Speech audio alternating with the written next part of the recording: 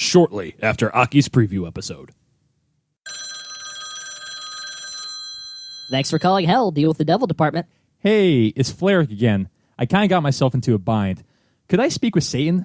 Sure thing. Connecting you to the Yokozuna Deliberation Council office now. Go for Satan. Hey, Satan, it's me, Fleric. How's that Cockery lunchbox been treating you? Great. It can really take a beating when I use it for, well, beatings. Quality material, this. So what brings you back?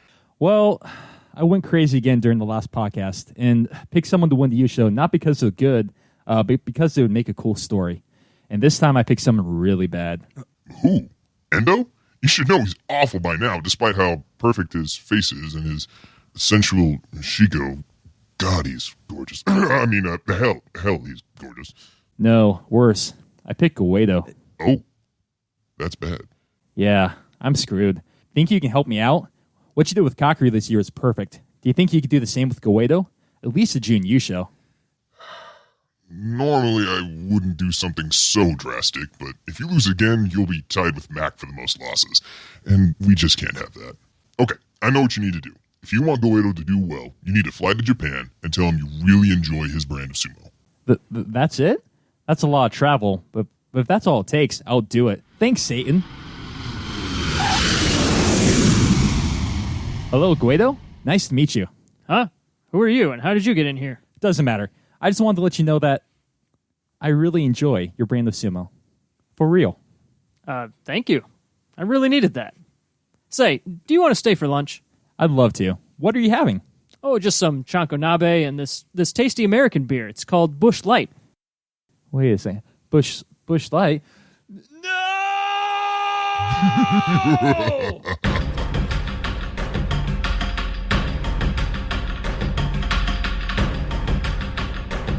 Welcome to Grand Sumo Breakdown, the unofficial sumo podcast For official sumo fans.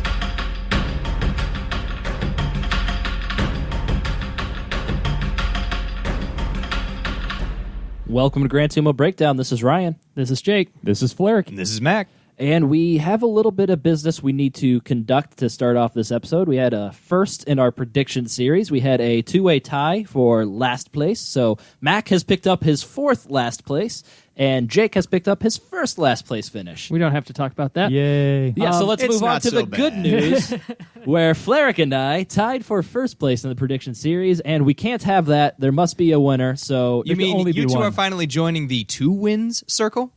well, I already have 2 wins because Fleric and I already tied once, and he won the tiebreaker. So this is Yeah. So technically Fleric my won that one. third So win. Fleric won. Oh, wait. I don't know if we count these. Do we count these tiebreakers It's a as half. wins? I'm at 1.5. I'm guaranteed to be at Ryan. least 2 here. We'll see. Ryan counts. All right. All right. Let's get so this. I need to know if I'm the winner. Let's get on with this. Okay, I put together a little trivia game here, and just because I'm a sore loser for losing my first time, I created some very pointed trivia questions designed exactly for the two of your interests, and I'm asking them to the wrong person. There is fear on Fleric's face, and Fleric. all the color just drained out of I think we should Ryan's. take a quick vote.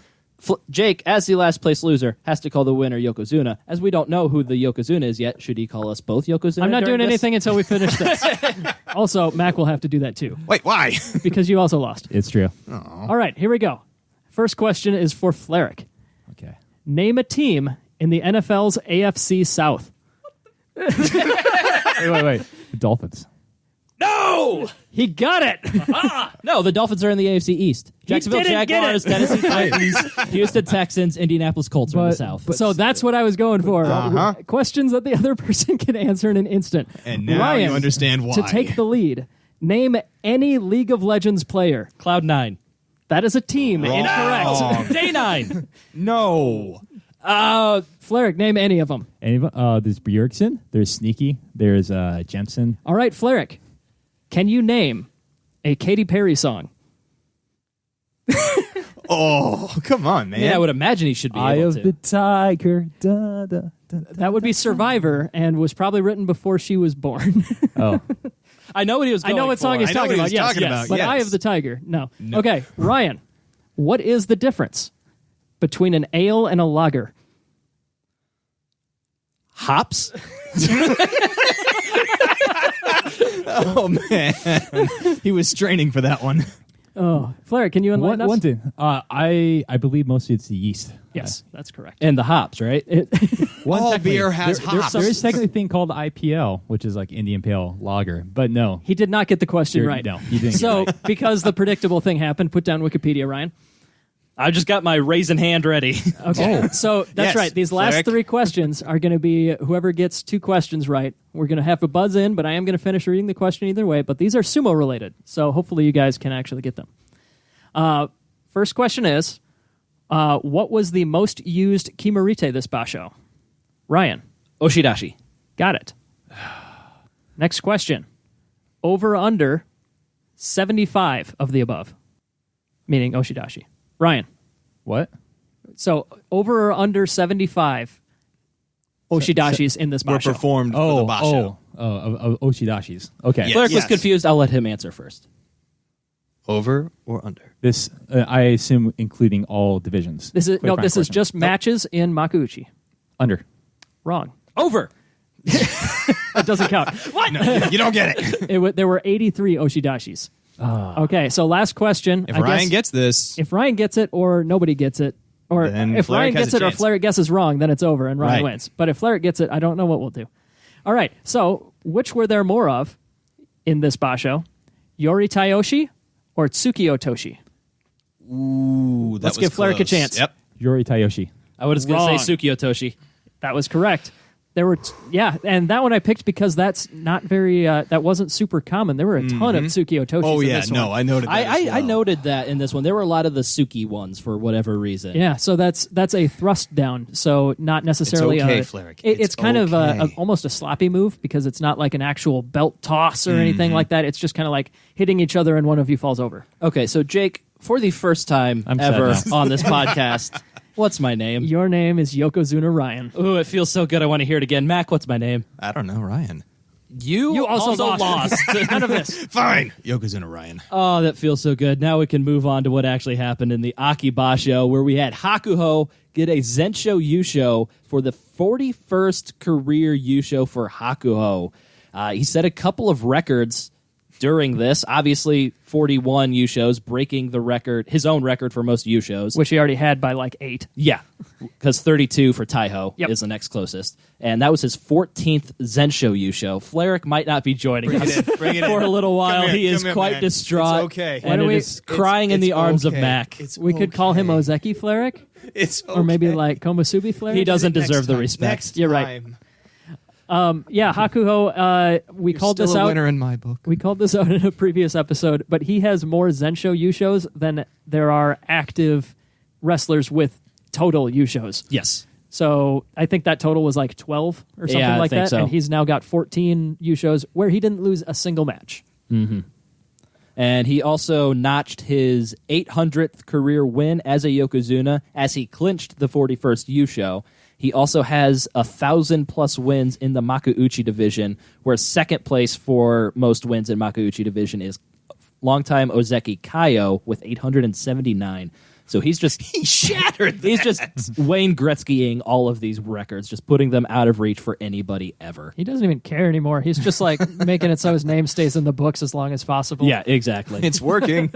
I would say a surprise Jun Yusho winner, Goedo, going 12-3. How Yeah. did you know, Flarik? I wonder how that happened. I have no idea. So it appears that Goedo performing well in September is stronger than his tendency to never do well in back-to-back bashos. Yeah, he's like just saving it all up for just during Aki. Yeah, so if you're going to take the over-under on 8 wins for Goedo and Kyushu, I would go hard on the under, because there's no way he yeah. can keep this up. Oh yeah, for sure. Second week, Goedo will return. In particular, because we now potentially have 3 reasonably healthy Yokozuna. And I think That's that is true. going to be a Yeah. huge obstacle to Goedo doing good sumo records. Yes. You know what I meant. Doing Yes. good at the sumoing. But during this basho, we had 3 healthy Yokozuna, and he Yeah, came out no, that is with a true. double digit. Yeah. Yep. So But the trend must continue. Yes. yeah, it's inevitable. And as for special prizes, we didn't have any. Who needs them, right? That was so weird. This They're is overrated. the first one that we've seen that no special prizes were awarded at Not all. only the first one that we've seen, the first one that anyone's seen from what we saw on Twitter, it sounds like this is the first time ever that there were no special prizes awarded. What the heck is the deliberate? What are they doing? Yeah, since it was established in like early 1900s, I should say. Yeah. So Were they asleep the day they were voting? I mean, what? I don't know. It's weird because there were like we don't always see them issue all 3 special prizes. So like Right. sometimes they do just 1 or 2. I thought Yoshikaze deserved one with 11 wins and a rare Kimarite, which is one of the things that often gets the technique prize given to you. He did an Uchari, which is like the belly to belly suplex. right at the edge. It's like the comeback throw, and he nailed that on day 1. It was awesome, and he had a really good record. So I was kind of confused by that. Yeah. So what we kind of heard was that Yoshikaze was up for the technique prize, and Takakeisho and Ryuden were up for the fighting spirit prize, but the council, whoever votes on this, none of them got enough votes for any of those awards, so they're just not going to give any away. But how? It was with Yoshikaze. It was a rare Kimarite. It was a great record. Again, how can you not give him the award? Yoshikaze, I say, is the most egregious snub on here. As for Takakeisho, he was 9-6. So not double-digit wins. He was at Komusubi, so he was going up against tough guys, but I don't recall how he did against all the people above him. So maybe he didn't beat enough of those guys for it to really matter too much. And as far as Ryuden, he started off really hot, but then he lost like 4 or 5 in a row in the second week. And so that might be kind of what cooled them on him. So nobody got any. For Takakeisho, just for the record, against Yokozuna and Ozeki's, he went 1-5. I'm guessing that one was probably over Tochinoshin. Yep, he beat Tochinoshin on day 3, but other than that, he lost to all 3 Yokozuna and the other 2 Ozeki's, which isn't like damning, but it's it's an argument against him getting a prize. Yeah. I can kind of see that with Takakeisho, but I entirely agree with the Yoshikaze. Like, he was doing well, along with Ryuden and Hokuto Fuji for... did he end up with 10 wins? Hokuto Fuji ended up with 9-6. Yeah, that guy. Not that great. We'll touch on that again later. Not that Since great. Ryan But- put so much Yeah, faith in him. I agree. It's like everyone was distracted by how well like Hakuho and Kiseno Sato were doing, and they just weren't paying attention to anyone else, despite them getting like 10 wins. Yeah. All right. So speaking of Hakuho, let's dive a little bit deeper into his performance. So it appears that a healthy Hakuho, or a mostly healthy Hakuho, because I don't think he was 100% going into here, is still invincible. What did you guys think of Hakuho's performance? I was super impressed, especially because we have kind of gone into this narrative that he's on his way out. Nope. Well, clearly he listened Apparently not that. He listened to the podcast and was like, no. I'm proving these assholes wrong. He's just messing with everyone now. Exactly. Yeah, but no, yeah, it was really impressive. Like, it just like Kaku was looking really, really good, but he just kind of just steadily just kept on winning. Like, just no one beat him the whole entire time. Yeah. It makes me think this is what like the early 2010 through 2016 was like, him just quietly winning every single tournament. Yeah, and we saw a little bit of this last year, I believe. In May and July, he had a Zensho Yusho and then followed up with the 14-1 Yusho. Yeah. So we saw a little bit of that, but definitely not the consistency that it used to be.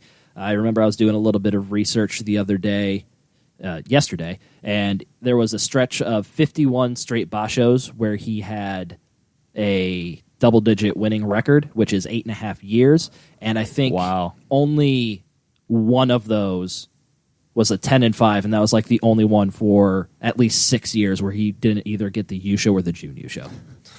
Wow. Yeah, it was pretty ridiculous. And I mean, even now, like I'm just looking at his record, and of the last 5 tournaments that he's finished, he's won 4 of them.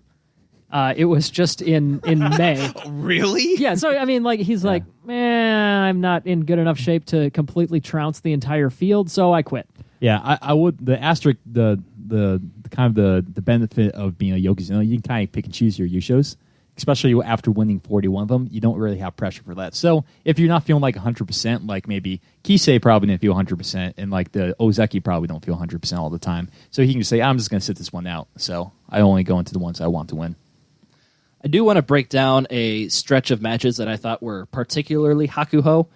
It was like days 10 through 13, I believe, and 2 in particular stood out with me. It was one versus Mitake Yumi and one versus Takayasu. He just really seemed to be doing Hakuho things. The Takayasu one was where they couldn't agree at a Tachiai. Yeah. And like Takayasu wouldn't touch down, Hakuho wouldn't touch down, so Hakuho stood back up until they were both ready. I think they did that a couple of times until Takayasu went down. And I'm sorry, we're very distracted because Jake's dog is prancing around like a deer. She's playing with the tennis ball alone. She kind of puts it down and then like backs up a few steps and pounces on it. Okay. It's She does this- adorable. It's adorable. She does this all the time. It's the weirdest thing. I thought something might have been wrong with her. I'm better now. Okay. But yeah, Takayasu and Hakuho couldn't agree on the Tachi-Ai. Finally, Takayasu, I think he put both of his fists down, just waiting for Hakuho to do that. He did, yeah. And then Hakuho took full advantage of that, lightning fast, put his fist down, and before Takayasu could even get out of the gates, he just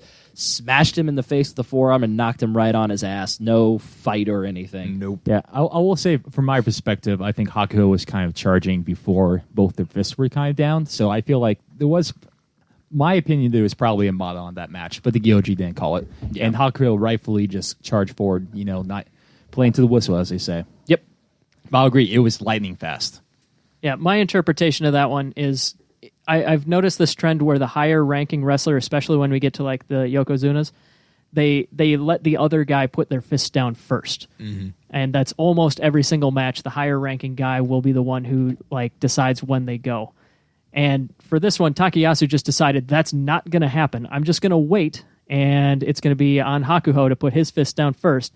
So my interpretation was that Takayasu was the one being cheeky here, and Hakuho was just being his normal, predictably arrogant self. So when Takayasu was bothering him, he just decided, you know what? As soon as both his fists are even moving towards the ground, we're just going to hit him right in the face. There were a lot of matches this Basho where the leading Tachi-Ai was done with a slap. Not just by Hakuho, but a lot of others. There was a lot of slapping this Basho. I was going to mention that like the slapping on the Tachi-Ai has gone a lot more popular, I have to feel like, Which lately. wasn't Hakuho reprimanded last year because that's how he started the majority of his matches? Yeah, the start of this year. And, pretty much every single Tachi-Ai, he did the exact same thing. I will say, like, one of the other things they really didn't like was a Kachiage, which is kind of like the elbow to the face at the same exact time. yeah. The thing he did to Takayasu. Yeah, well, Takayasu didn't stand up. That's Takayasu's Well, fault. Takayasu was knocked out. He Yeah. was temporarily definitely, unconscious. yeah, he was definitely kind of surprised about that one. But looking at that, like, if he would have actually kind of stood up at the same time, the impact would have just been the same thing as his Takayasu's shoulder blast, because his shoulder would have hit Takayasu's shoulder. So It was just that Hakuho went kind of early, or at least super fast. Yeah, a combination of the both, I would say. So I don't think that was actually anything. Intent. I don't think Hakuho was intending to actually hit him with his elbow there. I think that was just kind of they weren't lined up on the Tachi-Ai. Then again, it wouldn't surprise me if he was. Yeah. Another match I kind of wanted to highlight of Hakuho's was his match against Mitakayumi. He had in that somewhere between day 10 and 13, where they ended up kind of like deadlocked. They were just hugging each other. There were many pictures out on Twitter where it just looked like Hakuho was holding his loving son against him. But they were locked up for quite a bit of time in the same position, and like Hakuho was like just peeking over Mitakayumi's shoulder, checking his grip that he had on Mitakayumi's belt. But neither one was moving until Hakuho kind of just tapped the back of Mitakayumi's leg with his foot, kind of as a trip feint, and then that caused Mitakayumi to try to defend that trip, and that loosened Mitakayumi's grip enough to allow Hakuho to get, I believe it was an inside grip, and then just be able to thrust Mitakayumi right out of the ring. I just thought that was fantastic cerebral sumo by Hakuho, and that's what I love about him, is that he kind of does play those head games, which I don't know how other people feel if that belongs in sumo. But Absolutely. I love the head games. It's part of it. aspect It's part him. of it.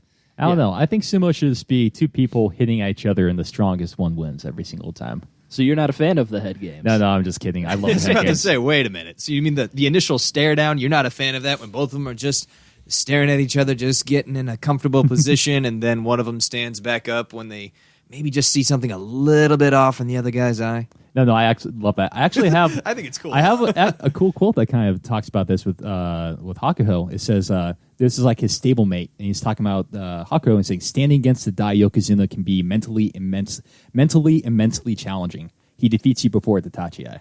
Yeah, I believe that. Yeah, 100% in the Takayasu match, that's what happened. I entirely agree. Well, again, he was also knocked out for at least a few seconds.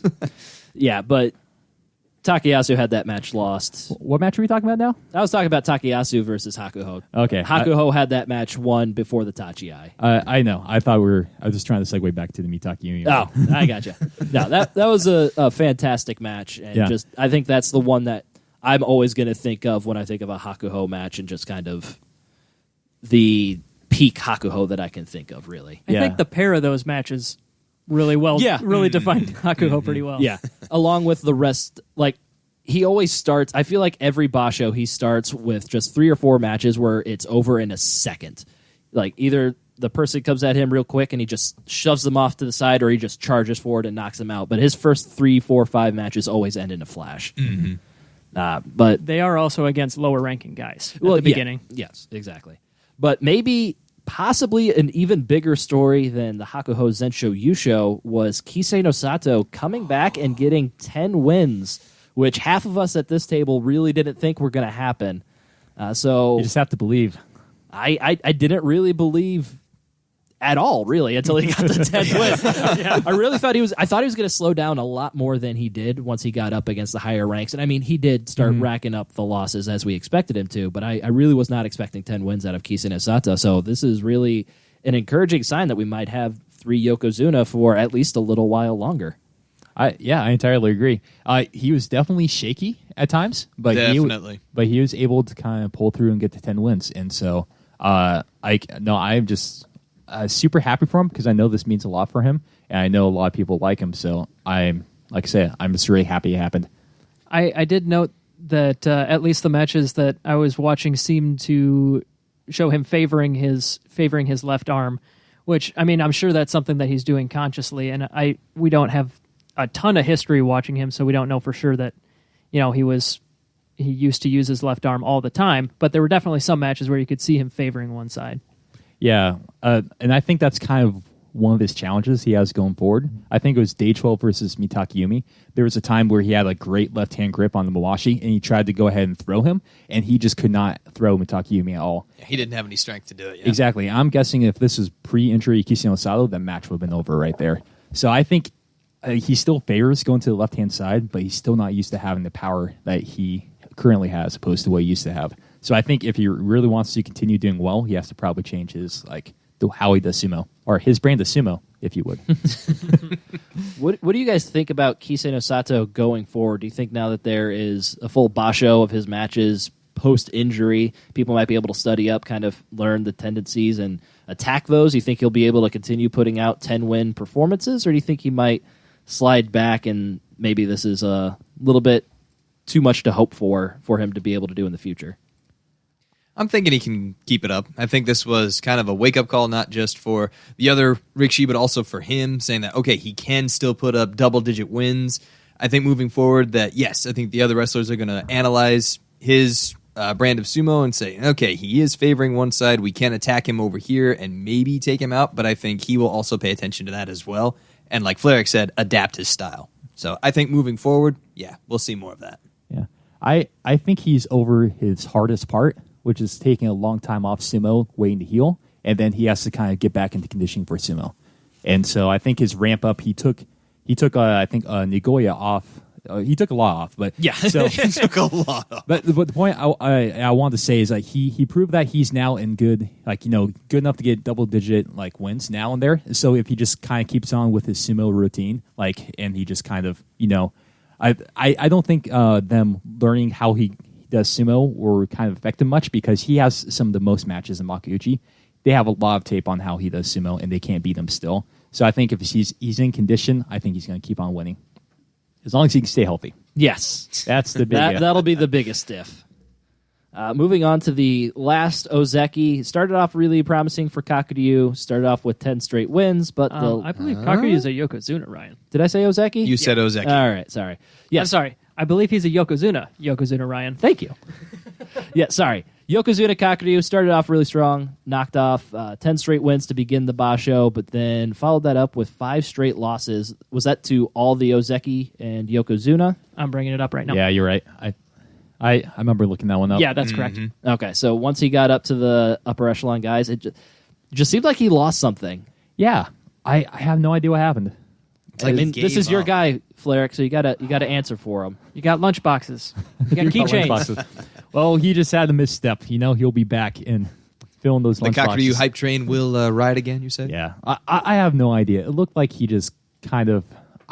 Granted, that's like the hardest competition, Ozeki and Yokozuna, but like He's still expected to put up more of a fight than what he did. some of those fights were pretty good. I will say. He did. He put up a really good match against Hakuho in particular. And I think his match against Kisei was pretty good as well. Yeah, I remember that one being a really actually awesome one, and that was really meaningful for Kisei too. So I remember really loving that match.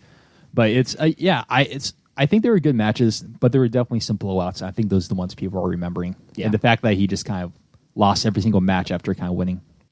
I thought it was kind of interesting that he beat every single guy that I would have favored him against and lost to every single guy that I wouldn't have favored him against. There's usually enough randomness in sumo that isn't how it works out. Usually if a Yokozuna doesn't have a perfect record, they probably have like one Komusubi loss or something like that, and maybe they'll beat one other Yokozuna.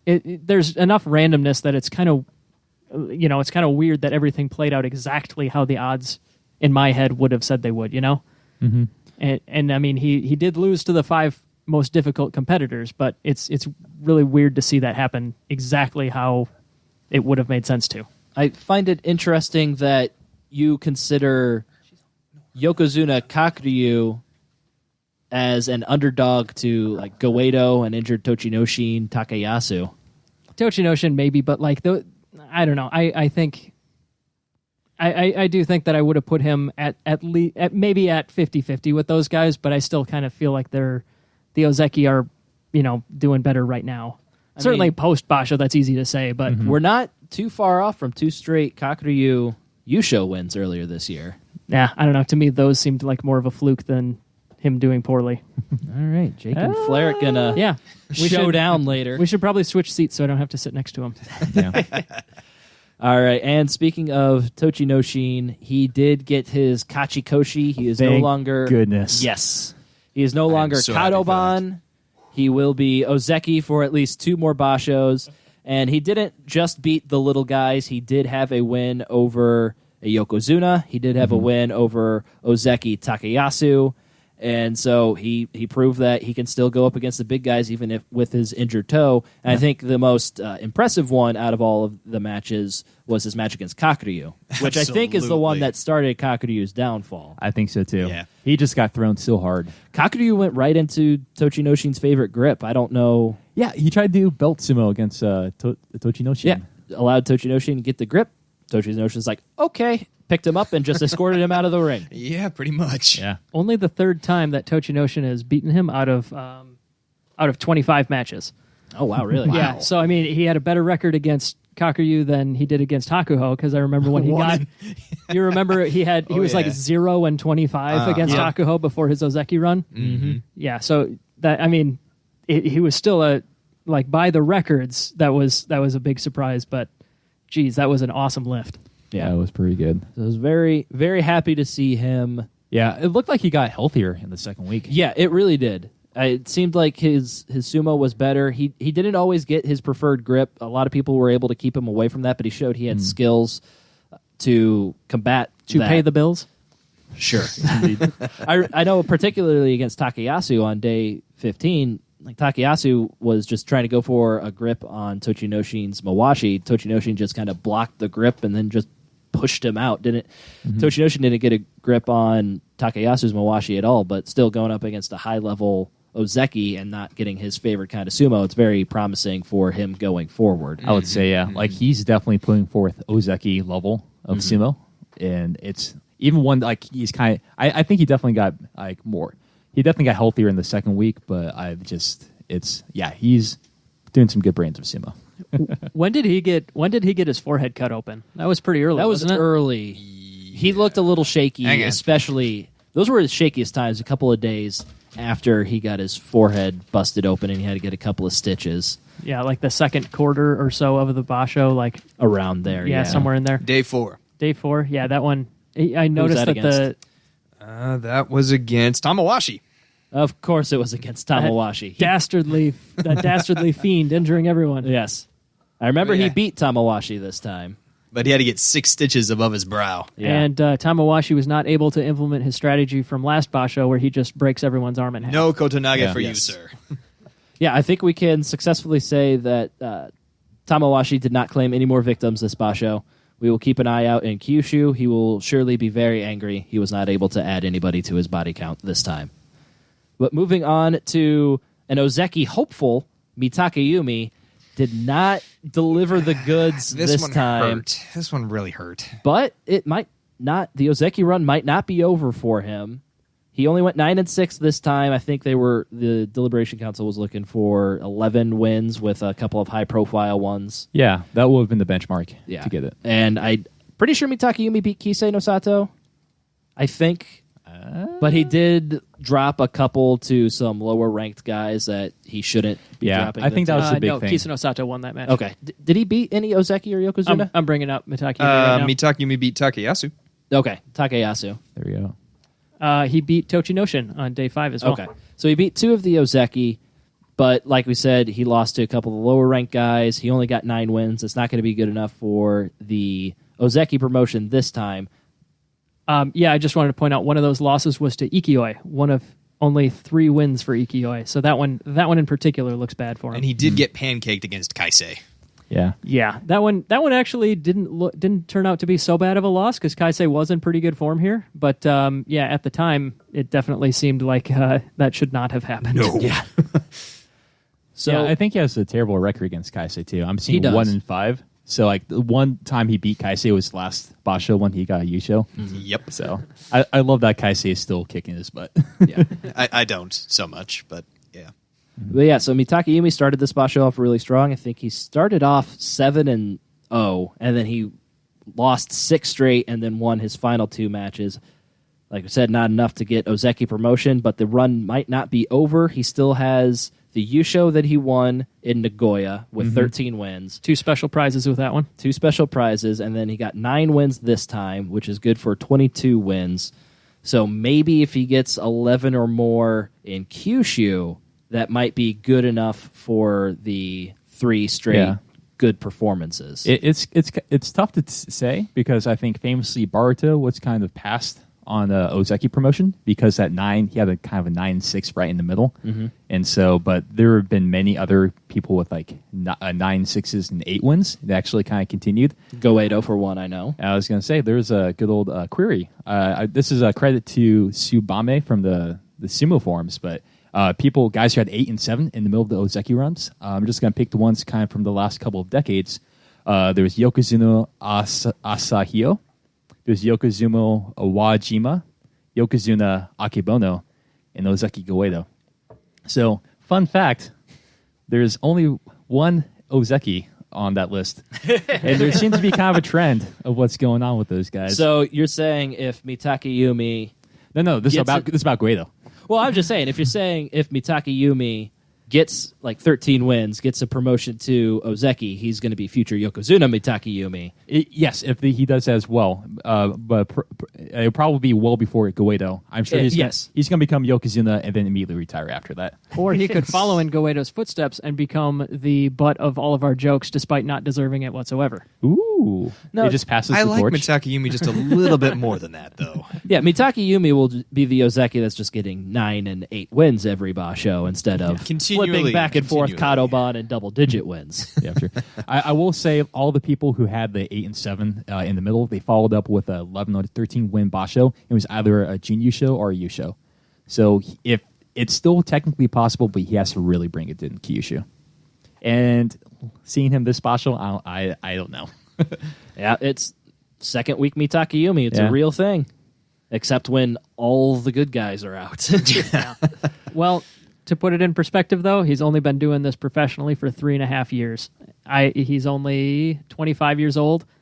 I think the potential's still there. It's just a matter of, absolutely. is it right now or is it like a couple years down the road when he finally gets it together? Yeah. I think if he takes a few more licks from Hakuho and the other current Yokozuna, maybe he'll figure out, like, oh, this is how I need to beat them. Yeah, we did a big spotlight on a lot of young guys in the Nagoya Basho because it was a particularly good Basho for all of them. Takakeisho, Hokuto Fuji, Yutakayama, Asanoyama, Onosho, and Mitakayumi all had really good Bashos last time. So we kind of want to follow up with them, see how they performed in back-to-back Bashos, and unfortunately only two of them really delivered. Takakeisho 9-6 at Komosubi, getting his first Kachikoshi in the Sanyaku ranks, and Hokuto Fuji at 9-6, following up his last Kachikoshi with another one. Those were the only two guys that really impressed us for a second straight time. Mitakayumi obviously also did well, but like Relatively disappointing. exactly, relatively because he was coming off of a 13-2. Yes, Right. and a Yusho win. Hokuto Fuji, I mean, obviously he got the 9 wins, but I was almost disappointed with him because he was towards the bottom. Like I really wanted him Halfway. to do. I really wanted him to do much better than he did at that rank. But I guess what this proves is that he does still have quite a ways to go. Whereas Takakeisho putting up the same record, but going up against all the top guys, I think that one's much, much more impressive. Yeah, it was just a weird Basho all the way around. There just weren't any in the Maegashira ranks really outstanding performances, which is why nobody really got the... I would disagree Fighting on spirit. Yoshikaze's behalf, but Besides- other than him, yeah. There's typically somebody that ends up with like 13, 12 wins that really Sure. stands out. It wasn't really there this time. But on the bad side of things for the young guys that we were kind of following in Nagoya, Yutakayama, obviously he was injured. He pulled out for a couple of days, came back, really didn't do a whole lot. He only ended up with 3 wins, I believe. Asanoyama started off really strong, but then he had a long losing streak at the end and ended up 7-8. Onosho was probably the most disappointing guy this Basho. We've never seen a Basho like this for Onosho. He ended up, 3 or 4 wins? 4 wins. 4 wins for Onosho. Never strung anything together. I Yeah. did not see that coming from Onosho. Yeah, this is a guy. Sorry to interrupt you, Flair. There, real quick. This is a guy who, at the end of 2017, in the Joy, so going up against those Yokozuna and everything like that, he put together a 10-5 and then an 8-7, and that's when his injury happened that dropped him back down past Juryo. Yeah, this one got a PCL injury. Yeah, it was just very kind of disappointing. I don't know exactly what it was. Didn't Like, look injured, but yeah, I agree with you. He didn't look injured, but he didn't look himself. yeah. Definitely. I don't know. Hopefully, it's not like a continuing trend. Maybe something was just off with his preparation coming into it. So maybe he just wasn't exactly into shape, and so hopefully he gets it figured out and goes into the next Basho. One thing that we've talked about Onosho in the past is that his style is very focused on going straight forward and not a whole lot of variation to it. It could just be some level of it might just be his style being figured out. Maybe this injury has stopped him from expanding his technique. Maybe he's just kind of stagnated enough. I mean, it's enough that he's going to stay in Makuuchi, the top division for now. But hopefully that the injury is fully healed so that he can get back to the progression, the fast track that he was on alongside guys like Takakeisho. Yeah. We also had a couple of other double-digit winners in the Maegashira ranks. We had Ryuden getting 10 wins, along with Nishikigi getting 10 wins. I did not expect that. No, me neither. Yeah. Nishikigi is kind of the guy I always forget about. I'm Yeah. not gonna lie. Well, him and Kagayagi both. I mean, for me, I think they're right on about the same level. Yeah. But yeah, between the two, I would, Nishikigi's kind of. Let me throw out another forgettable name. Sada Noumi. Huh? Yeah, exactly. Throw a guess at what Sada Noumi's record was this Basho. He didn't Exactly. That's the point. I don't know. He was 8-7. What? Yeah, good for him. He got a Kachikoshi? Yeah. Oh, Yeah. wow. This is Nice. probably not too much fault of them. It's just I don't know. It just I mean, it is their flies fault. They're right. not doing good enough to make us recognize that. Yeah, I It's know. true. but the Americans. Yeah. No, no Talking offense to about fans of the Rikshi, but sorry. It is kind of hard to follow 42 guys at the same time. Yeah, it's kinda exactly. tough. But yeah, and Takanoiwa also, I believe, ended up with 10 wins. Yeah. Hey, but So he's recovered. Yeah. That's good. That's his good. first Basho back in Makuuchi, so good showing for him. And we got a couple of notes. I believe these are Jake added notes, so if you want to take it away here, Jake. Oh, well, I just wanted to make sure that I called you out, Yokozuna Ryan. because in our Midway episode, you were willing to put down money, and we said no on Hokuto Fuji because he was 7-0 at the time that we recorded that. He proceeded to go 2-6 in the final 8 days. And how stupid do all of you look for not taking my money? How stupid do you feel that you said we'd walk away with $20? I don't know. I feel pretty good. I didn't have to give up any money that I should have rightfully lost. You would have won 15. No, he wouldn't have won anything. No. Yeah. One of you guys could have taken my money, and you all passed. Yokozuna Ryan's math skills aside, I feel like we just needed do any math. We just needed to Which call is him the out point, for that Ryan. one. The other quick note I had was from our fantasy guest Josh this time around. He apparently has an inside joke with his son who he watches sumo with, the Fusen winner in a match. So a Fusen win is when your opponent that is already scheduled to face you pulls out for injury or for something else. You do still have to put on your mawashi, go out there and accept the win formally, even though you're not actually wrestling. So their joke is, I got all undressed for nothing. Which just stripping down to the mawashi just to go out there, parade yourself in front, okie doke, and then just go back and put your clothes back on. Behold the glory of my body. I never thought of how weird that actually is, because they know well ahead of time they're not going to be fighting that day. Yeah. It's not like they walk out, it's a surprise. Oh, the other guy's not there. I got all undressed for win. nothing. It's what the crowd wants. Give the people what they want. I thought that was funny. Also, Kaisei, apparently a pretty cool guy. He's always got those funny faces. Whether he wins or loses, you can tell exactly how he feels. That's funny. But he also feels exhausted. It's always His exhausted. His match after Kisino Sato, he was really bad. But I thought it was pretty cool how several times he kept his opponents from falling off the dohyo, where most guys just either let it happen, or if it's Hakuho, just Damayoshi. pushes them even further. That reminds me, in particular, against Ichinojo, he had a Damayoshi where Ichinojo was clearly out and Hakuho was not done with him, pushed him out. I read a little bit. Sounds like Hakuho has a history of doing this with Ichinojo. With Ichinojo in particular? Yes. Oh. And my guess is they're both Mongolian, and Hakuho probably just wants a little bit more out of Ichinojo, would be my guess. And so he's just trying to send a message to the guy. And I mean, Ichinojo turned it around after that Damayoshi by Hakuho. Started off 3-7, rolled off 5 straight wins to get his Kachikoshi. Absolute miracle.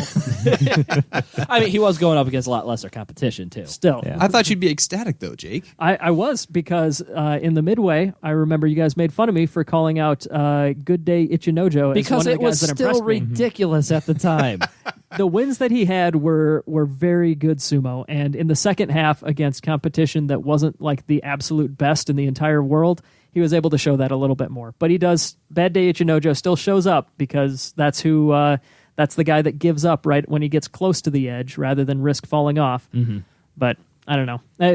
I can't remember if this was before or after our Midway episode, but we also noticed, we also came across a theory that him giving up at the edge is partly a self-defense mechanism, because a guy that weighs 220 kilos can't fall 3 feet onto his ass very many times in a career.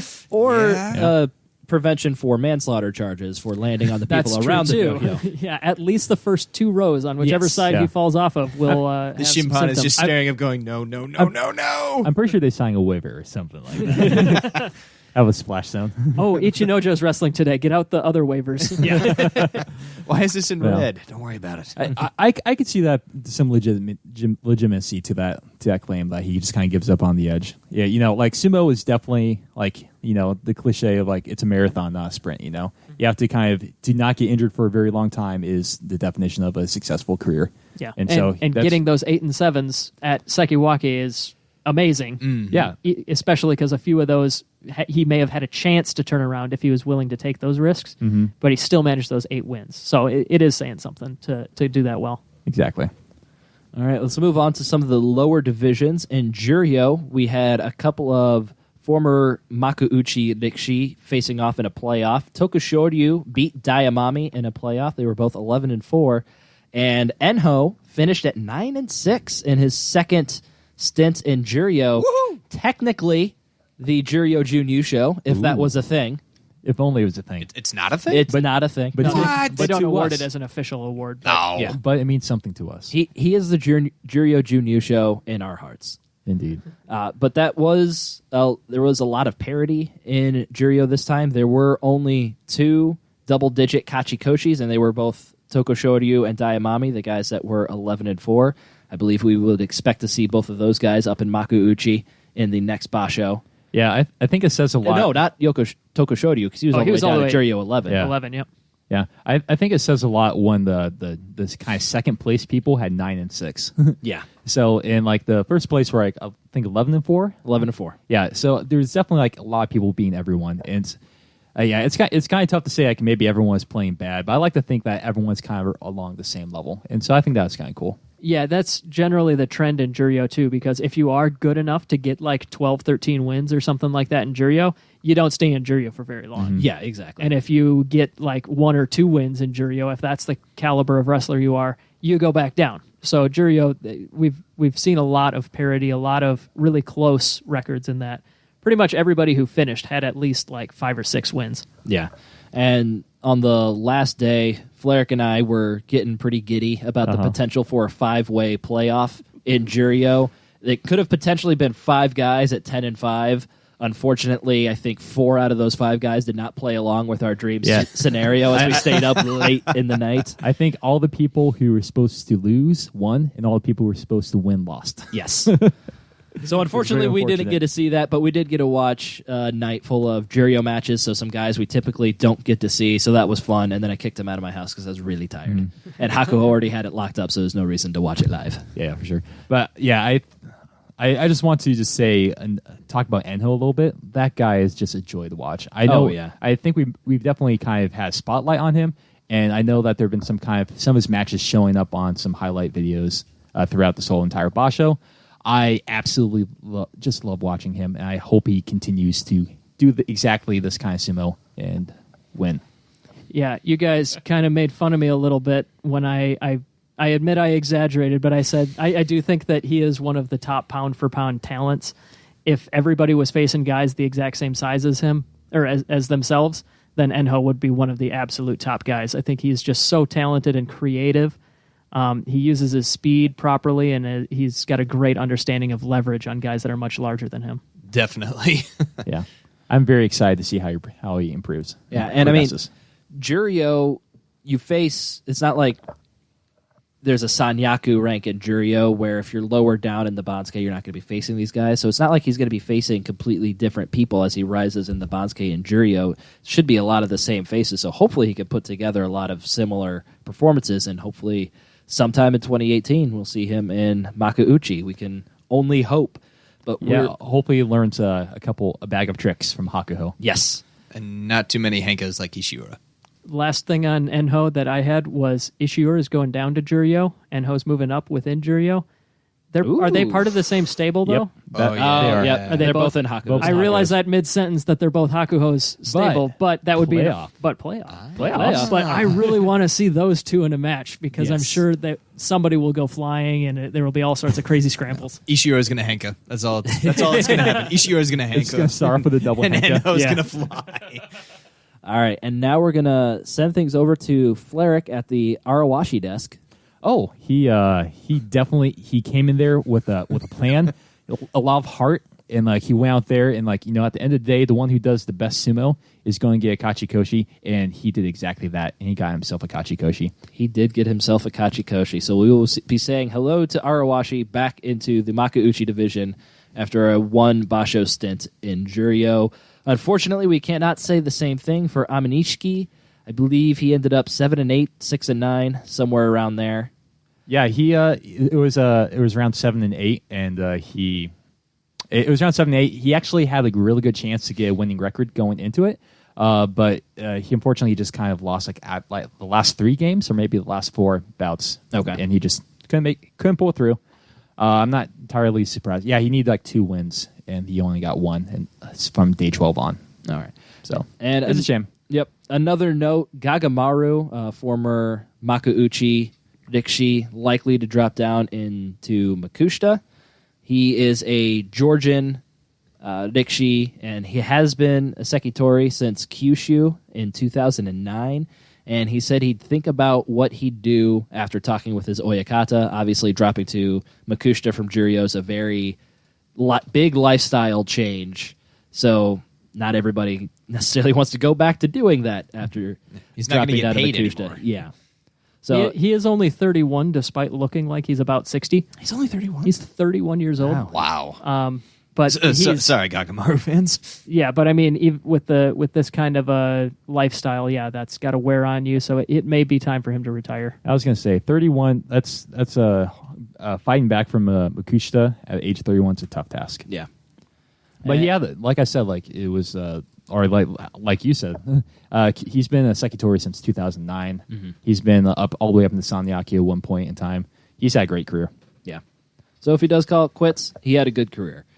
And then below Juryo in Sandanme, we had Ura go 6-1. He should stick around Sandanme. According to somebody, he'll be around Sandanme 30 in the next Basho. I'm guessing Fleric put that note in there. Yeah, that was me. In Makushita, we had Hoshoryu go 4-3, so he had a winning record his first bout into Makushita. He'll end up roughly Makushita 45 in the next Basho. Naya, unfortunately, finished 3-4. Some scumbag decided to put those two guys against each other on the last day when they were both 3-3, so only one of them could get a winning record. Some scumbag who is really interested in long-term storylines. They're probably following this podcast because they know we've been charting their whole career. I will say that was one of my most hyped matches going in, like towards the second week when I found out they were both facing each other for Kachikoshi. They're both 3-3. I made sure I watched that match live. Yeah. And then Fleric posted the video for the rest of us to watch because we don't stay up that late. Correct. On a weekday. Well, that wasn't too bad. I think it was like midnight or so. That's But a weekday. I'm in bed. Yes, I sleep. guess that's a Sleep good is point. good. a And little so- loss of sleep. Unfortunately, Naya will be going back down to Sandanme. Maybe he can have a showdown with Ura. That would be interesting to see. Musashi Kuni, also in Makushita, also ended up with a 3-4 record. Hopefully he can hold on in the Makushita division. And Waka Ichiro was at his highest rank in Sandanme. Unfortunately, had a 2-5 record. Don't know if that's going to be good enough for him to hold on into Sandanme or if he's going to have to drop down a division. We'll see what comes from him, and hopefully he can rebound in the next Basho. But we do have some bit of news that has happened since the end of the Basho, so we will head over to Fleric at the news desk. Ooh, I was wondering if you're going to remember the desk or not. All right, so the big kind of news the last couple of days is the Oyakata Daiokozuna Takanohana has announced his retirement from the Sumo Association. Some kind of background on it. It says he said the reason he did it was the Sumo Association kind of pressured him to publicly state his complaint to the cabinet office regarding Harumu Gazi. That was the incident between Harumu Fuji and Takanoiwa, what ended up with Harumu Fuji resigning. They wanted him to say his complaint was groundless, but he truly believed that he had a valid point, and so he said, I don't want to lie, so I'm just going to get resigned. This is too much trouble. He said that he's probably he doesn't know what he's going to do, but he wants to kind of teach sumo to children as they prepare to become a professional. His Rikishi and his Heya are planning to move to the Chiga no Urabeya. The notable Rikishi from Takanohana are Takakeisho, Takanoiwa, and then the twins who were recently in Juryo, the Takagenji and Takayoshitoshi. And they're moving to the Chiga no Urabeya. The notable Rikishi that we've watched this Basho is Takanosho. Who had a winning record in his Makuuchi debut. There, all the takas are kind of forming together into a huge Yeah, taka is that just a coincidence, you think, or were those two Heias already kind of affiliated? I think they were affiliated. It sounds like they were at least pretty good buds. Apparently, they had like a truce like years ago. So if anything happens to me, you'll take my Rikishi from me and raise them. And they signed in blood. That they did. Raise them as your own. But they didn't have the correct stamp, so it wasn't actually correct. So they had to get a new form. There's a lot of paperwork in A lot that of paperwork. blood pact. Sure. For sure. Yeah, I read something about he filled out like the retirement papers instead of the resignation papers, or vice versa, and so he'd need to fill out the proper paperwork. or Apparently, something the like that. bureaucracy in the Sumo Association is just like ridiculous. So he's like, I'm going to drop the mic. And then they're like, well, fill out this mic dropping paperwork first, please. Yeah, there have been in like triplicate. 5 different. Make sure it's notarized. There have been like 5 different wrong forms that have been filled out during this. It's hilarious. But there's obviously a lot more details. Tachiai.org actually had a great article called Takanohana Resignation in Detail. If you want, just check that out if you want to know some more details. And there's also a great article from John Gunning on the Japan Times. That was just kind of background on Takanohana and his family, the Hanada family. You can find that on our Twitter, so check those out. And then, Flerick, we also had a retirement. There's more. There's more papers on your news desk. I'm not used to talking this much. Okay, let's go. So, Aurora, one of our favorite, biggest rikishi in history, he announced his The retirement. biggest rikishi in history. Indeed. And we're talking literally here. He wasn't super accomplished, but he was literally the biggest rikishi ever. Right, Truro, Jake. Yeah, Very important distinction. Yes. I think he broke his own record and he was nearing 300 kilograms. But he decided to call quits this basho. So I decided to kind of get some background on the guy. He joined sumo when he was 16, and he weighed close to 200 kilograms, which is about 440 pounds for people in America. And it sounds like the reason... Yeah. I need to do that every single time.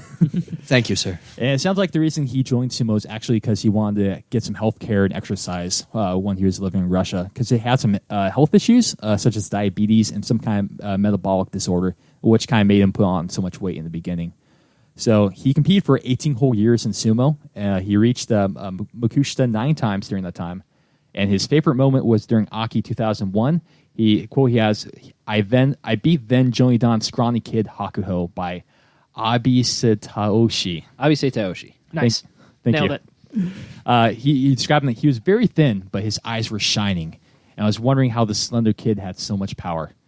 Which I love that description of Hakuho. Said he was very thin, but his eyes were shining. Yes. And as So that he was the has- only matchup between Aurora and Hakuho, Aurora is undefeated in his career against Hakuho. Right, you are right. Who really is the all-time great now?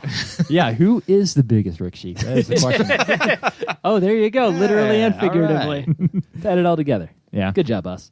So it sounds like he's returning to Russia, and he has a job lined up related to sports events.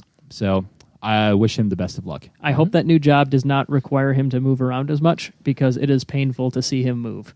It's true, but More than 600 pounds, As it and is painful 35 for years him to old. move. Yeah, it's. I would say probably moving around is good. Though, His poor regardless. knees. Well, yeah, I guess depending on the type of moving around, but Yeah. we've made fun of him a little bit here and there, but honestly, I'm scared for the man's knees, and it sounds like his health in general has not been great. Salad man. Salad. Maybe he could just work in a swimming pool and just kind of officiating some water polo matches. There you go. All right, so next news item, we have a new Tate Gyoji. The old one resigned earlier due to some scandals. So the Shikimori Kadayu has been promoted to the 41st Shikimori Inosuke. So for Gyoji, the top 2 are inherited names. The second most prominent one is the Shikimori Inosuke, and so he has kind of moved on to that title. And it will take effect in Hatsu 2019. So Tate Gyoji, that's just the title for the best one, Yes, that's the top Gyoji is another way of saying and that. those are the only guys who do Yokozuna matches, right? I think you've mentioned that before. I believe so, yes. I'm Well, not as entirely we sure. didn't have any Tate Gyojis the past few bashos, not always, but typically when we have them, yes. Obviously, some people have to get tapped up to play Yeah. in the big leagues. Also, I think Kintama Yama's favorite Kimura Konosuke has been promoted to Sanyaku matches as well. Ooh. So, there you go. Yeah, he's moving on up. I'm moving kind on of up. jealous that Kintama Yama is such a sumo fan that he has a favorite Gyoji. Yeah. We'll get there. We'll get there. Someday maybe we'll get there. Yeah, we'll see about that. Anyways, so last couple items I have is we have some Junyos, which are kind of the regional tours between bashos. They just recently put a limit of those have to be limited to 90 days per year. This last year, apparently, we had 90 days of Jungyo, so it's probably not too much change. But it sounds like one of the big complaints during these trips are that rikishi they're not sleeping well, they're not eating well, and they're not getting good training because they're just kind of sleep on buses the whole time and eating some just bad food and eating some bad food. So hopefully this is kind of a step in the right direction to kind of helping them out and to not have to be on the road so much. And I believe the last one we have is Harumu Fuji. He's having his retirement ceremony coming up next week, I believe. And there's going to be a bonus episode coming in October to kind of going over his career and kind of life of Harumu Fuji.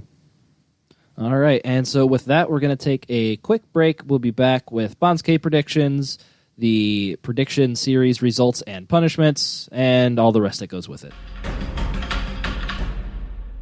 And now, a special message from Dai Yokozuna Hakuho. Yes, fellow citizens and Yokozuna Deliberation Counselors, it is I, your Dai Yokozuna, here to show that the spirit of our great sport cannot be put down. We have avoided again a tragedy that has not befallen us since 2005, a year without a Hakuho Yusho. I have proven over the past 15 days that my sumo is undeniable, unshakable, and most importantly, unbeatable. In recent weeks and recent podcasts, there have been many young upstarts trying to tell you they deserve the rank I hold, trying to go against the will of you, the people. Though these precocious young scamps may only have Yusho wins in the pathetic single digits, each of the Ozeki running for my spot will have their time in the sun, but that sun is not ready to set on me yet. That is why, Yokozuna Deliberation Council, I ask you to not vote to promote an Ozeki, but instead you must vote to re-elect the best you have ever seen. Vote to re-elect Hakuho. All right, welcome back, and we're just going to jump into the Banzuke predictions for the Kyushu Basho, and I'm not going to lie, putting together the Banzuke for Kyushu after this one was really, really hard, because at the top of the Maegashira ranks, you had a bunch of people with only 3 or 4 wins, and then in the middle, just had a bunch of people at 7 and 8, and then all your high double-digit winners were at the bottom ranks of Maegashira. And so you kind of had to either choose if you're going to over-promote the guys who just got 8 and 7 records or overly punish the people who got the really bad records. And so I leaned towards over-punishing and over-promoting the people who did really good and really bad instead of over-promoting the people who kind of did average. But start at the top. Hakuho is obviously going to be your top Yokozuna. I decided to jump Kisei no Sato over Kakuryu just because I'm tired of seeing Kisei no Sato at the bottom You madman. of the Yokozuna rankings. They both had the same record, so it's probably not going to matter, but I just threw Kisei no Sato on top of Kakuryu because he beat him. I don't think whoever puts the Banzuke together actually cares about head-to-head matchups.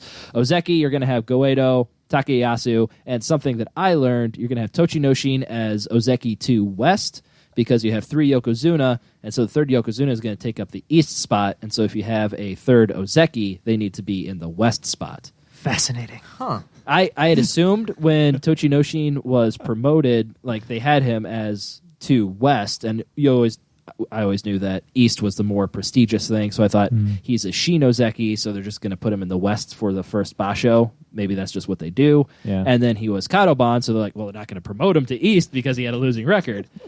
But no, apparently that's just what it is. Yeah, in the end of the day, this Banzuke is written down on a piece of paper, so I think they try to do stuff to keep Keep it even. keep it balanced. Yeah, as makes much sense. as The possible. same number of guys on each side. Yep, and that's exactly what it is. I had some help from at Sumo Follower from the Tachi-Ai. He works with Tachi-Ai, so they helped me out with that. Sekiwake, Mitake Yumi, and Ichinojo, that's going to remain the same. Komosubi, going to have Takakeisho jump over to the east as he had a winning record. And Kaisei at 8 and 7 at Maegashira 1, he will jump into the Sanyaku ranks. So that'll be the only change in Sanyaku ranks, Kaisei replacing Tamawashi. I am super excited for that. I want Kaisei to. I want Sanyaku Kaisei to be a thing for a long time. He was a Sekiwake back in 2016 for one Basho. I can't wait. And he only managed a 7 and 8, and that's including 2 Fusen wins. So it didn't go great. Yeah. Didn't go great, but he's been there before Maybe he's once. learned. Yeah, you learned. And so prepare for a big freaking turnover at the top of the Maegashira ranks. Miyogiryu, I got at Maegashira 1. He had an 8 and 7 record at Maegashira 5. Everybody in front of him lost. So that was the only person to jump up into that spot unless I grabbed somebody with 10 wins that was Maegashira 13 or below. Holy cow. That's 8 guys that he's jumping with an 8 and 7? Wow. Hokuto Fuji, I got at Maegashira 1 2.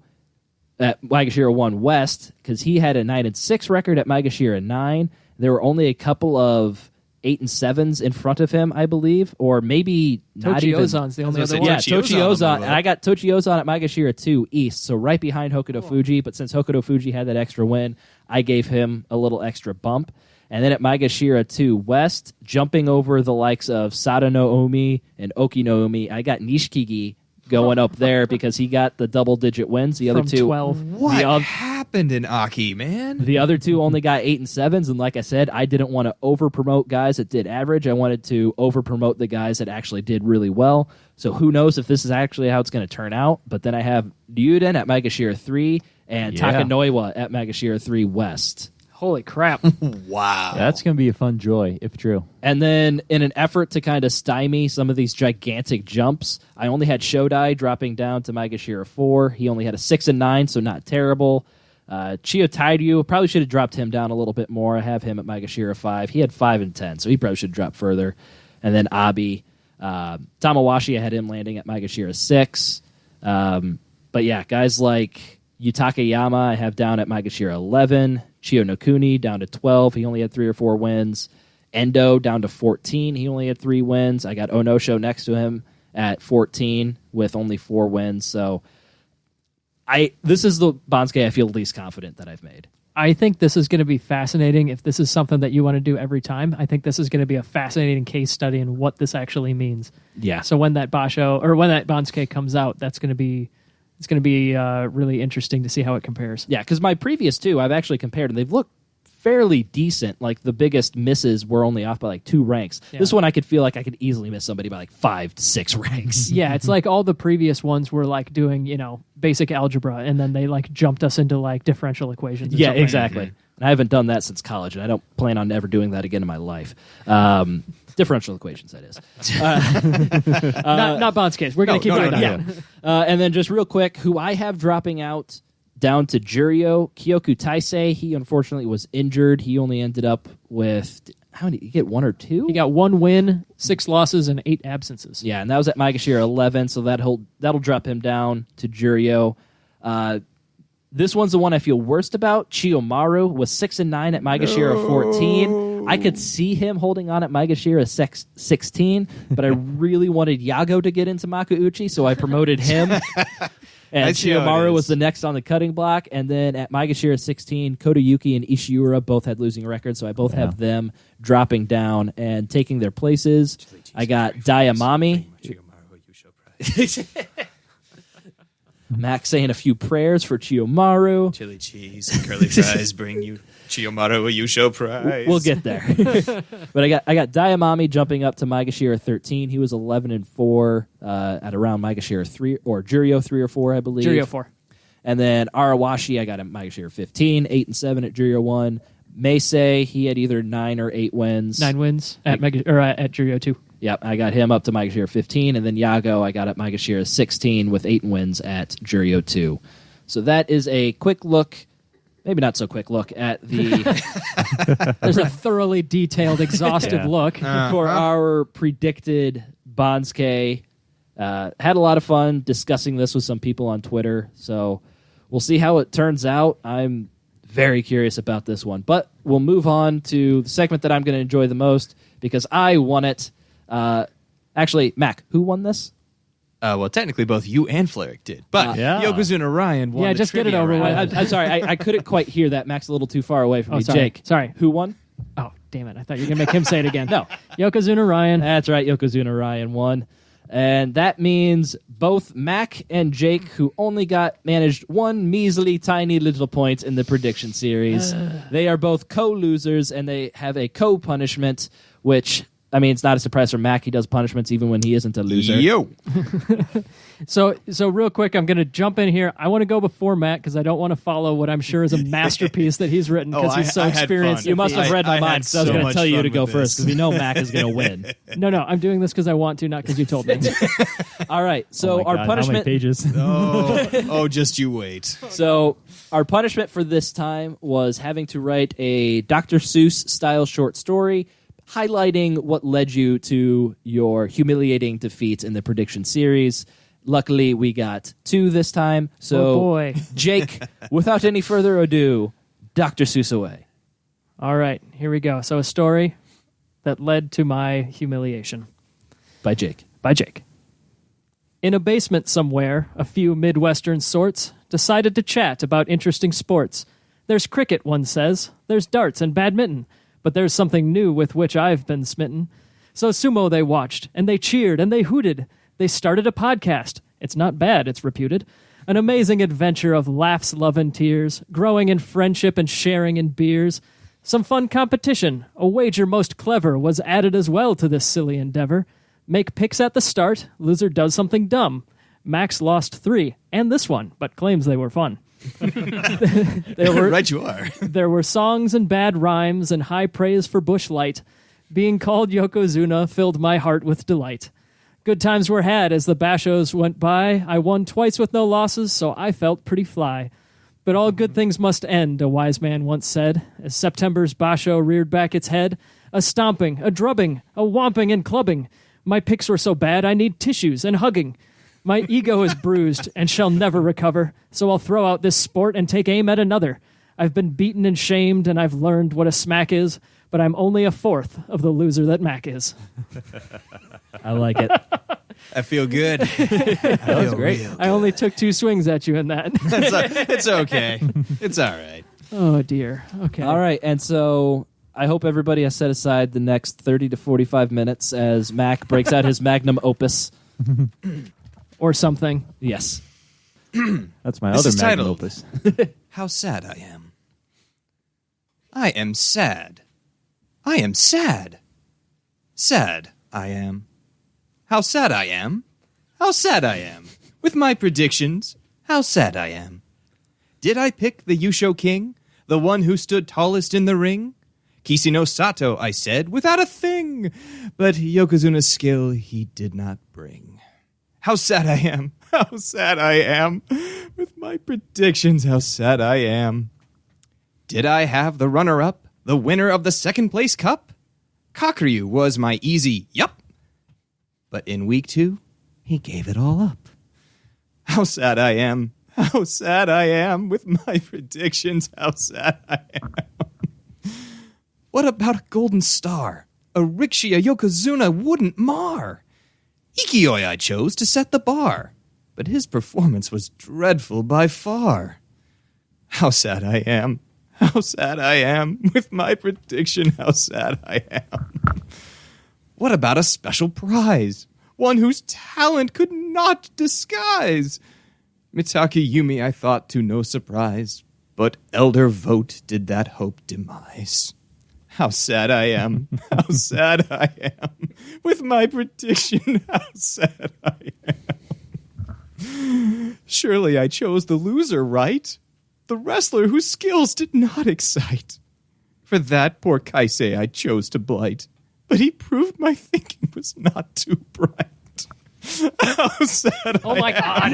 how sad I am. With my prediction, how sad I am. Okay, I think that's Yeah. the end. Holy shit. Yeah, guys, I think Mac's pretty sad. Yeah, he might be. Like, you okay, man? I need a hug. He's always pretended I that got the you back. losses don't bother him, but Oh, I'm getting hugged. after number 4, thank it is very clear that it's Thank you taken its so toll on Mac. You know what sad people could use? Facts that are fun. But before your guys' punishment is over, I, as a person who very much enjoys being the Yokozuna winner, Ryan. No. Okay, I want a nice, at the same time, in synchrony, Yokozuna Ryan. Yokozuna Ryan. Ooh, that felt nice. Okay, fun facts. Okay, so we're a little bit shorter on fun facts compared to normal, but one that we came across that was pretty fun was Uncle Olympics. This is a fan that shows up at a lot of sumo, but every single Olympic Games, starting in the 1964 Tokyo Olympics. This one fan has gone to every single Olympics, and he is often in the background of sumo shows. You can see him with his golden top hat that has the Japanese flag on it. He's just some crazy old man who loves sports, and I think I spotted him on I think it was like day 8 or 7 or 8, somewhere in there. But you can see him a lot. The top hat you really cannot miss. It's kind of hilarious. But he's just this local sports fan, travels around for the Olympics and stays home for sumo. He looks like the happiest old man ever. Yeah, maybe we should tweet out a picture or something. But Definitely. he is just delightful. I like it. All right, and then I think we got one from Fleric here. All right, I have an update on the Kakuryu versus Tochinoshin matchup for this year. As we know, coming into Aki, Kakuryu had the lead by having one win over Tochinoshin. And Well, after he had like 20.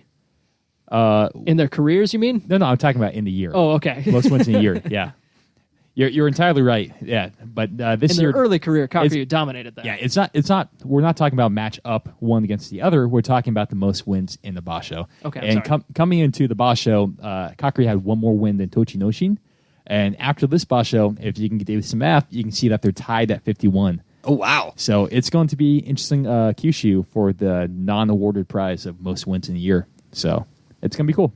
Next up, we've got fantasy results, which I think last time I lost, and so thankfully we changed it up this time, and I lost again. It's just not your thing, Yokozuna Ryan. It really isn't. This time I only lost by 1 point to two different people, but No. I crushed you. I crushed you by 1 point. Who did the real crushing here? that was Mac That would be loser Mac. again. Yes, loser Mac. Hey, it's all right. Don't worry about I believe this is the second straight time you've won fantasy. it. Did I win last one too? I think so. It's too That's bad how important fantasy it is to doesn't you. really mean anything. Either way, but when I made the poll, there was a reason I didn't leave myself out. I knew that I was going to win, and I that- said it right there in the comments. Turned out to be prophetic, but yes, Mac won 62 points. Chio no prisoners. That's me. That's Jake's team had 48. I happened to skip over Flarek's team. Yago my ego Flair got second. had 50. Our guest Josh with Outcasts Heya I love got that name. That's got awesome. 48 points, and the Fat Five featuring Jurio got 47 points, and it really should have been Hakuho featuring a bunch of scrubs because Hakuho's the only reason I got half the points that I did. You had a lot of -1s on yours. Hakuho and the Scrubs. all Sounds like ended a up boy with band. 3 wins at least. But we did get a speech from Josh as our guest, just kind of going over his thoughts process as doing as poorly as he did in fantasy. But Not as poorly as you I did. would say he did better than he was supposed to. He was Yes, supposed that to he is did. true. absolutely He did break the destroyed. trend. The Yeah. trend, yeah, we've had our guest either crushes us or gets crushed by us, alternating, and he broke the pattern by finishing in the middle, I guess. Ish. Ish. Yes. But Jake, go ahead and read Josh's prepared statement. All right, here we go. Hello, this is Josh, Grand Sumo Breakdowniac Supreme, the formerly proud Oyakata of Outcasts Heya. You may also know me as the winner of the best, in quotes, fantasy sumo stable name for this month's Basho. That's how Josh earned his spot, by coming up with that name. While I am grateful I won, I don't get what's funny about my Heia's name. This is very serious. Well, as you may know, the fickle finger of sumo fate decided to probe an orifice I would rather not discuss of my stable. That's an image. The ramifications of my humiliations are still ongoing. Spouse continues the cold shoulder. The kids can't look me in the eye. Even Jimmy, my assistant, who I hire to break in my loafers and assist with bowel movements, refuses to acknowledge me. Solid poop humor right there. Nice. So while I sit here, a penitent man, Tonto in hand, poised at my intestines, I can't help but see a rainbow in the distance. I didn't suck as bad as Ryan. Yokozuna Ryan. As Yokozuna Ryan. Yes, the corn-fed six-piece chicken McNobody vanilla ice wannabe did worse than me. So as sad as I am, I must sheath the Tonto. And it just occurred to me that while not only did I beat Ryan, things could possibly be even worse. My wife could have made my fantasy picks for me. Hey, wait a minute And there. that's a dig at Mac, who actually, I don't know, that she won for you. So well, she That's what kind the of story is. did. But yes. There's a lot of buzz. with love, Josh.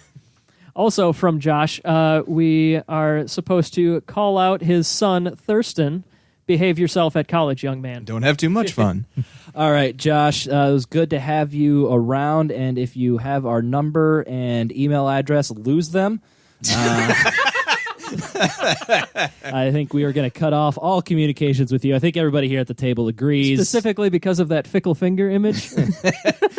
I didn't like the chicken McNobody jab, really. No, that was the I best don't know. part. I kind of like the cut of his jib. I feel like everybody at the table really didn't appreciate the disrespect for their fellow co-host.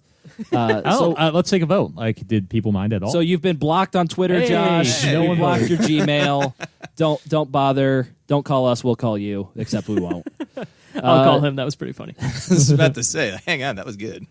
So, Jake, ELO standings. Yes. So, in a quick recap of our power rankings that we compile over the course of the Basho, this is due for another revamp, by the way. By the next Basho, I'm going to have Our fifth, I think. well, Yeah. No, this it's is getting going to better be. and better. I think I've got the methodology nailed down, and what I'm doing now is I'm working on visuals because this is a thing where it's like a minute and a half at the end of each episode, but I'd like it to be something we can tweet out and show the long-term trends. So that's kind of what I'm working on. But as far as the highlights of this particular Basho, it's no surprise that Hakuho rocketed his way to first. He's got 1,183 points, and that may not mean a whole lot, but consider that second place is 1,121 points. So he's got 60 more points than Goedo, and he's got 80 more points than third place, which is Takayasu. It is an unbelievable. Well, not really, because he's done it a bajillion times. Well, Let me find another adjective. It's an incredible achievement as far as these rankings go. Like that, he is blasting away second place. It's probably top 3 in his career accomplishments for how he's doing in our topping ELO the rankings. GSB ELO rankings, yeah, right up there. Down at the bottom, giving final results that indicate Juryo level wrestling, Ishiura and Kotoyuki. No surprises there. Kyoku Taisei would have been there, but we don't punish absences quite as badly as we punish losses. But he would have been in that group. So not that it was any surprise, but the rankings also agree that those two are for sure going down to Juryo. And one other interesting fun fact, despite going 9-6, Mitakeumi had a net 0 points in this Basho. And that's just because the losses that he... Yeah, Flair likes that one. what? The losses that he took were more unexpected. That he should have won those matches by a wide margin compared to the matches that he ended up winning. So because of that, the 6 losses balance out to be just as damaging as his 9 wins were helpful to his ranking. And that's kind of the point of these rankings, is we try to judge how important or how impactful individual wins are. But yeah, like I said, I'm going to try and work on some visuals just because this is something I'm a gigantic nerd about and I'd like to share it. All right, and let's try to make Mac a little bit more happy and go I'm to happy. his favorite segment, the GSB Awards, because somebody's got to hand out some awards this Basho. Right you are, Yokozuna Ryan. First up, we have the Fat Man Flying Award. I'm sorry. Ryan just leaned away from his mic and fist pumped every time he said that. Yes, he did. First It's up, so nice to hear. we have the Fat Man Flying Award. This goes to Chiyo Shoma, who on day 1 whispered tenderly into Yoshikaze's ear, "Make me fly." In which the beautiful Uchari of Yoshikaze did indeed make his wish come true. I want to see the stars. Next up, we have the Nope Award. That goes to Endo on day 7. Hakuho got a non-Kimarite win, which Endo just fell. I'm going to say this wrong. Koshiku Dake. And it was kind of embarrassing. It's just like he tried and just fell. Yeah, down. there's wins that they're considered non-Kimarite because it's one guy screwing up rather than the other guy doing well. And they have, just like the Kimarite, they have a name for every possibility. But this was a non-Kimarite win. Yeah, Yes, and the Kashi Kudake is an inadvertent collapse. yeah. Aptly He named. fell over. Hakuho really wanted Tachi on that one. Yes, yes, he did. Next, we have the Boom Headshot Award. This goes to Takakeisho, who on day 7 completely decided to give Mitakeumi a facelift with many thrusts of his palms. That was amazing. They were audible slaps. You could hear them through the TV and see the pain on Mitakeumi's face. Definitely got a lot of power there. Next up, we have the Robbed Award. And there were quite a few Mono-e, but this was definitely a missed opportunity. Chiyono Kuni on day 8 performed an excellent Uwatanage win over Kagayaki, where Kagayaki was clearly out, but nobody called it. No Mono-e, nothing, and Kagayaki got the win. So Must have been running short on time that day and didn't have time for an extra match. apparently not. Or the Shimpan wasn't watching all that well. Who knows? Next up, we have the Not Today Award. This goes to Mitakeumi, who on day 7 withstood all of Takakeisho's pummeling and then did a Tsukio Toshi for the win. True. I mean, with that many shots to the face, you would think, how is he not disoriented? but he still pulled it out. And that was kind of like a ballerina dance at the Tawara and then Yes. pushed out Takakecho. He had a couple of those this Basho. He's really good at those. Proving he's got both size and speed in his favor.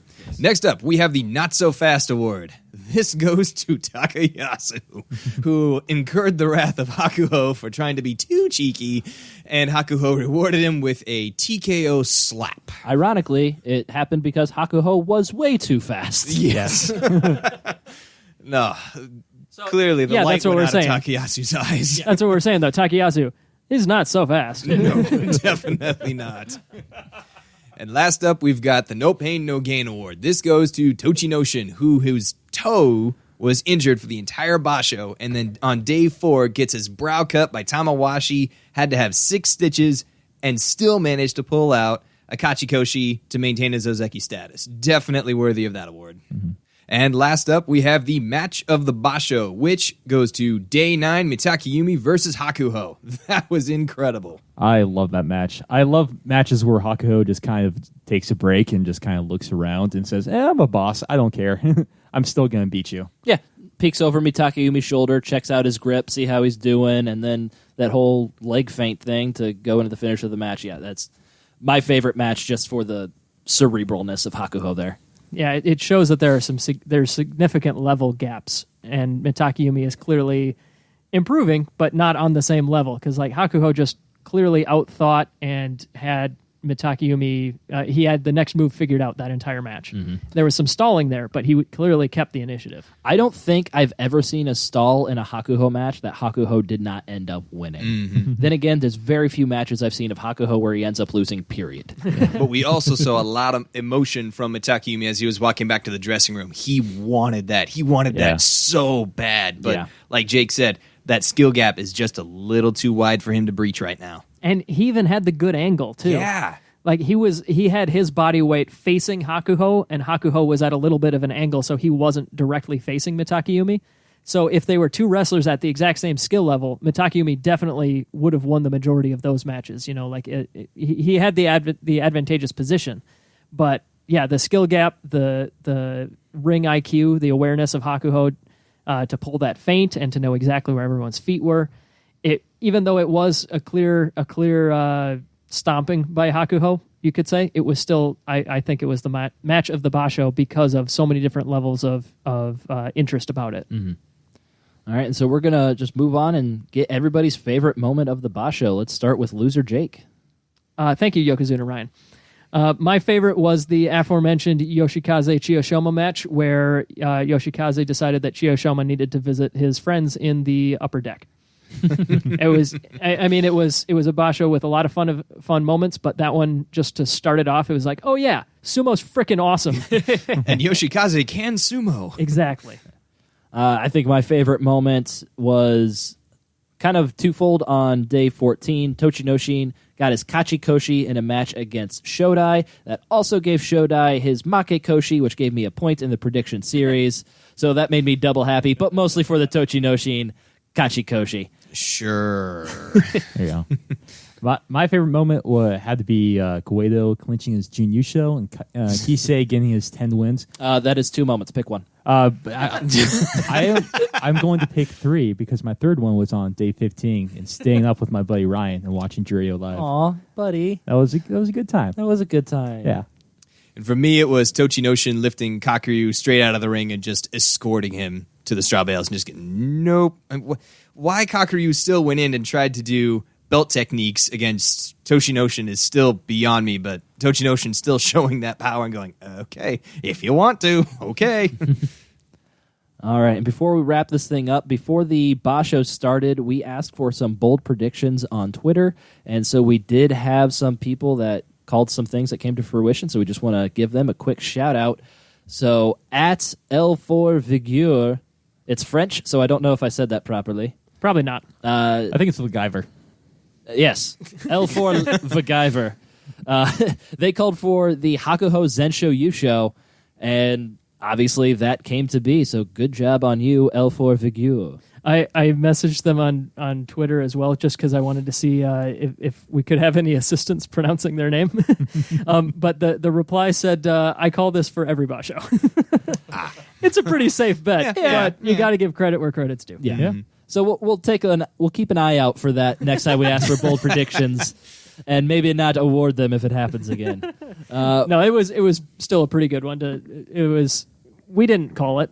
I mean, on our podcast, Yeah, and No. we didn't think it was going to happen. Yeah, the best we had in the prediction series was me calling him for a June U show. Nobody had him for U show, period. And then we also had at Antonio Stridum and at Find Paradise. They both called Yoshikaze having a bounce back basho after finishing 2-13 last time. We had a former fantasy guest of ours, Mr. J Wags on Twitter. He called Kisei no Sato finishing the basho. A bold prediction. Yes, Indeed. which, as he hadn't done it for 8 straight basho. Give or take. Yeah, that is a bold prediction. And also something that seems a little mundane, but actually kind of bold for how things have gone recently. At Brendan1836 called All Sanyaku finishing the basho. That was Also pretty awesome. good. Yeah. And then we also had at Mac Dugong called Hakuho retiring on day 7 after being turned into a radish by an aggrieved witch. We all He remember missed it that. by just that much. By that much. Wow. That was oddly specific. I like it. And then just the most ridiculous one that we saw the entire time at Kair Kikri called Hattori Zakura winning legit 2 times, which Whoa. everybody knows. He's done that twice in his entire career. There's no way he can do it twice in one basho. Yeah, so that's just shame crazy on talk. you at Kair Kikri. If you've listened to previous podcasts, we mentioned this guy as a fun fact one time. I mean, I feel really bad kind of poking fun here, but this is a guy that's been doing this for years now. He's like, he's still a teenager, right? I mean, he's like 19, 20, something like that. I have no idea about age. No. He's a younger guy, and I'll look it up. he has like 2 He wins stands ever. straight up at the Tachiai. He's not a very athletic individual, so it's kind of a thing on the sumo forums to keep an eye on this guy, and hopefully eventually he's going to get his win. Fight on, And little samurai. Fight on. He's gotten a win, but he did not get a win this time. No. So sorry, Melissa. That one was very bold. We had to call it out for boldness, but I don't know about that one. Yeah. And so we're going to wrap things up for this time, except Flarek has something last second. He's 20. He's I looked it up. 20. he's Okay. 20. It's very Okay. important. He's So- been doing this since 2015. Yeah, exactly. Still like Mitaki Yumi. He's still very young. He has a lot of potential. It's okay. Yes, he does. He could turn it around very quickly. But that will wrap up this episode. And so the next basho will be the Kyushu Basho, which starts the 2nd Sunday of November. So keep an eye out for that and a few bonus episodes between now and then. We will... Well, if you like this podcast, you can give us a 5-star review on Apple Podcast or your favorite podcast listening service. You can find us on Twitter and Facebook on Grand Sumo Breakdown. Check out our blog, grandsumo.breakdown.wordpress.com, for more information on fantasy and sumo power rankings. If you have any questions, comments, or corrections, drop us a line at grandsumobreakdown@gmail.com or give us a call at 805-613-7866. That's 805-613-SUMO. All right, keep your eyes peeled for the Harmafuji bonus episode and a couple others between now and Kyushu, but until then, we will see you later. Thank you for listening to Grand Sumo Breakdown. Until next time. Throw your salt high. And keep moving forward.